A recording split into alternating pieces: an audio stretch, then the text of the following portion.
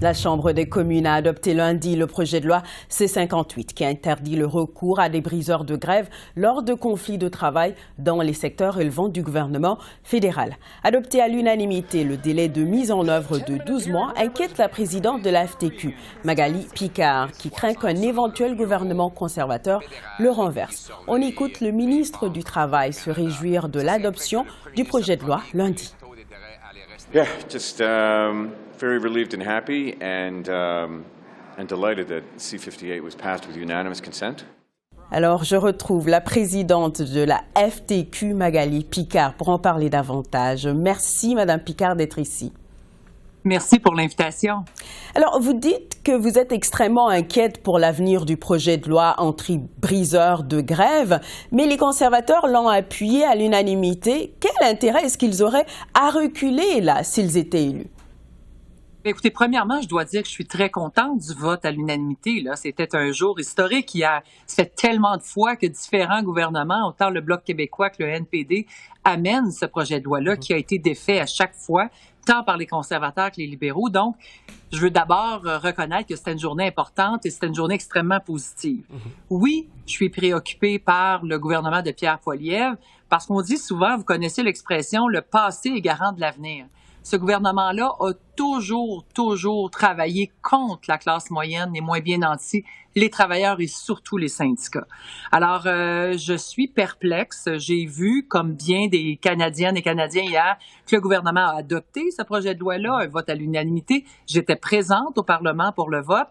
Mais en même temps, j'ai envie de vous dire que j'aime pas beaucoup la campagne que fait notre chef conservateur, Pierre Poilievre. Je le trouve très opportuniste. Il fait le tour des entreprises, il va dans des usines, il parle aux travailleurs, il leur dit qu'il sera là pour eux. Mais lorsqu'on regarde sa plateforme, ça dit autre chose. Lorsqu'on regarde ce que son parti amène dans leur congrès, ça dit également autre chose. Donc, j'ose espérer qu'ils ont réalisé qu'en 2024, c'était important d'avoir un équilibre lorsqu'on négocie entre les patrons et les syndicats. Hier, je vois pas ça comme un avantage aux travailleurs. Ce que je vois, c'est tout simplement un équilibre. Je vois que autant les travailleurs que les syndicats, pas les travailleurs, mais les employeurs et les syndicats seront nez à nez pour la négociation, ce qui va favoriser une négociation de bonne foi et plus rapide. Donc, tout ça pour vous dire que oui, je suis inquiète et j'espère que le projet de loi qui maintenant, on nous dit qu'après que le Sénat l'ait adopté, ils auront 12 mois pour l'implantation. Je souhaite sincèrement qu'on soit capable, encore une fois, de réduire cette période-là pour nous amener ça à un délai maximum de 6 mois. Bon, vous qualifiez le chef conservateur Pierre Poilievre d'opportuniste. En même temps, il sillonne depuis longtemps les usines pour rencontrer des travailleurs. Il met de l'avant ce qu'il présente comme les préoccupations des vrais gens. Sur quoi vous vous basez là pour le traiter d'opportuniste? Ben écoutez, je me base sur des faits. Je regarde ce qu'a défendu Pierre Poilievre au cours des dernières années et même avant même qu'il perde le pouvoir en 2015. C'est un gouvernement qui avait amené des projets de loi anti-travailleurs, le C-377, le C-525, un gouvernement qui avait adopté en plein congrès conservateur d'abolir la Formule REN. Donc, pour que les gens comprennent, la Formule REN, c'est ce qui fait qu'un travailleur, une travailleuse qui arrive dans un milieu syndiqué va payer une cotisation syndicale, ce qui fait en sorte qu'ils vont bénéficier d'un contrat de travail, ce qui a été aboli dans beaucoup d'États américains où les travailleurs, travailleuses ont à peu près tout perdu une fois qu'il n'y avait plus l'équivalent de la Formule REN, ce qu'on a au Canada. Donc, oui, je m'inquiète parce que le passé me dit que ce n'est pas un gouvernement, ce n'est pas un homme qui a défendu les travailleurs dans le passé. Il travaille, tant qu'à moi, pour le 1% de riches au pays. Il a un très beau discours. C'est un excellent communicateur. Ça, je peux lui donner ça. Il fait une campagne du gros bon sens, du gars qui est là pour tout le monde. Mais je vous dis, là, sa feuille de route nous dit le contraire et je suis très inquiète de le voir en avance dans les sondages, très inquiète de savoir que le pays risque d'être entre ses mains dans un avenir rapproché. Et surtout, lorsqu'enfin, après des dizaines d'années qu'on attend des projets de loi comme celui-là, ben j'espère qu'il comprend que, 1, il ne faut pas toucher à la Formule REN, 2, il ne faudra pas reculer, ou encore une fois, qu'il ait adopté quelque chose pour mieux le défaire une fois qu'il sera au pouvoir. Ce serait extrêmement désolant pour tous ces travailleurs-là qui, aujourd'hui, pendant qu'on se parle, vivent des lockouts qui ne se terminent plus parce que les employeurs utilisent des briseurs de grève, ce qui fait en sorte qu'on n'a personne de bonne foi pour s'asseoir à la table du côté des employeurs pour dire on veut un règlement, on veut négocier d'égal à égal. C'est extrêmement pénible pour tous ces travailleurs-là et les familles qui sont dans ces situations-là pendant qu'on se parle. Alors, parlons de l'entrée en vigueur de C-58. C'est passé de 18 à 12 mois lors de l'étude en comité parlementaire. Vous mentionnez plutôt que vous étiez au Parlement hier. Vous voulez faire pression pour le raccourcir davantage. Qu'est-ce que vous allez faire? Bien, écoutez, premièrement, on a une excellente collaboration avec le ministre Seamus O'Regan, que j'ai eu le bonheur. Il est venu me rencontrer dans nos bureaux de la FTQ à Montréal. Je l'ai croisé d'ailleurs hier au Parlement. Même chose avec Jack Meeting, Alexandre Boulris. Vraiment des gens qui ont travaillé ensemble, qui ont été capables de transcender leurs couleurs, leur parti politique et ont décidé de s'asseoir. On sait pourquoi, mais en même temps, il faut l'apprécier, ce travail-là. C'est un gouvernement minoritaire. C'est toujours plus payant pour la population de travailler avec des gouvernements minoritaires.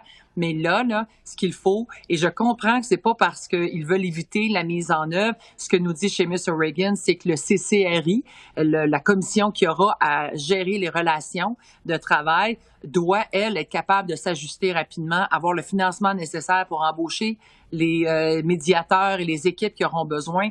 Mais ça, c'est possible de le faire rapidement. Et je crois que 12 mois, déjà, c'est mieux que 18, mais on est capable, sachant qu'on aura des élections dans un avenir très rapproché, d'être capable d'aller encore plus rapidement pour être capable de, oui, venir répondre à ces crises-là et à ces grèves et ces lockouts-là qui n'en finissent plus, mais en même temps, démontrer aux employeurs de ce pays que c'est pas une mauvaise chose. Au Québec, on a cette loi anti-briseurs de grève depuis les années 70 et ça n'a pas enlevé de pouvoir aux employeurs. Ce que ça a fait, par exemple, ça fait en sorte que les employeurs s'assoient aux tables de négociation parce qu'effectivement, s'ils se retrouvent avec des gens en grève ou s'ils mettent leurs employés en lockout, bien, ça a des impacts sur la productivité de leurs entreprises et même la capacité de continuer à opérer. Donc, tout ça pour vous dire que ce qu'on veut, c'est être capable de régler les conflits plus rapidement. De toute façon, il faut les régler. Donc, pourquoi étirer ces processus-là qui, à la fin de la journée, n'aident personne, ni les entrepreneurs, ni les travailleurs? D'ailleurs, le ministre O'Regan a qualifié le projet de loi hier d'historique. Mais en cas de grève ou de lockout, avec le nouveau projet de loi, l'employeur et le syndicat auraient 15 jours pour s'entendre sur les tâches à maintenir. Sinon, le Conseil canadien des relations industrielles devra trancher. Est-ce que ça risque de causer des délais ou prolonger les conflits de travail? Non, au contraire. Moi, je vous disais, le CCRI aura à trancher justement lorsque les deux parties ne vont pas s'entendre. Et moi, je vous dis, on est habitué au Québec de travailler avec cette loi-là. Ça fait plus de 40 ans qu'elle est en vigueur. Puis, écoutez, on est capable de s'entendre et c'est rare qu'on doit aller devant un arbitre pour trancher. Donc, on est très conscient. Les syndicats ne mettraient jamais la sécurité, la santé, la vie des Canadiennes et Canadiens en danger. On s'entend sur les services essentiels. On est capable de faire ça. C'est notre travail de le faire. Donc, je ne vois pas pourquoi on devrait ajouter des délais. Je vous le disais un peu plus tôt, c'est la raison pour laquelle le ministre O'Regan avait demandé 18 mois pour être capable de laisser le temps au CCRI de s'ajuster à cette nouvelle loi-là. Mais je crois que 12 mois, encore là, c'est trop. On est capable de faire ça dans un délai plus rapide. Et écoutez, ça ne peut pas être pire que de garder le statu quo actuellement où on a des conflits comme les débardeurs de Québec. Ça fait plus de 21 mois qu'ils sont en lockout. Les travailleurs de Vidéotron, ça fait plus de 7 mois à Gatineau qui sont en lockout. Les travailleurs des fonds non publics au niveau du fédéral qui sont à leur 135e journée de lockout. Il faut être capable de régler ces conflits-là plus rapidement. Et je ne crois pas que d'attendre un autre 12 mois après que le Sénat ait adopté la loi puisse être bénéfique pour quiconque au pays. Oui. On n'a pas beaucoup de temps, hein. On a que quelques secondes. Je veux quand même vous parler de ce projet de loi en tant que tel. Il est décrié par le patronat qui craint que ça entraîne une multiplication de conflits de travail. Vous dites que ça ne sera pas le cas. Est-ce que c'est un projet de loi qui va avoir des conséquences économiques négatives, là, très rapidement, Madame Picard? Contraire, je vous le dis et je le dis par expérience, c'est le contraire qui va arriver. Les notables de négociation vont s'asseoir, vont avoir des mandats, vont être capables d'aller de l'avant. Vous savez, le jeu de la négociation qui est vraiment très lourd dans certains cas où les deux parties partent complètement à des échelles opposées. on risque de voir ça se diminuer dans un avenir rapproché avec une loi comme celle-là, parce que personne ne veut vivre des conflits. Certainement pas les travailleuses et travailleurs, et non plus les employeurs à partir du moment où ils n'ont plus de main-d'œuvre et qu'ils ne peuvent pas continuer leurs opérations. Donc moi, je vous le dis, là, je sais que des employeurs qui n'ont jamais vécu avec cette loi-là sont inquiets. J'ai envie de les rassurer en leur disant, prenez le temps, là, vous allez voir, on va le mettre en pratique. Et au contraire, on va négocier plus rapidement, on va arriver à des ententes. Au Québec, on a cette loi-là. Je dois quand même vous dire que plus de 98 des négociations collectives se terminent avec une poignée de main. Donc, il ne faut pas être inquiet. Là. On n'augmente pas le nombre de conflits. Au contraire, on les raccourcit. Alors, Madame Picard, présidente de la FTQ, merci beaucoup. Merci à vous pour l'invitation. Bonne journée. Au revoir.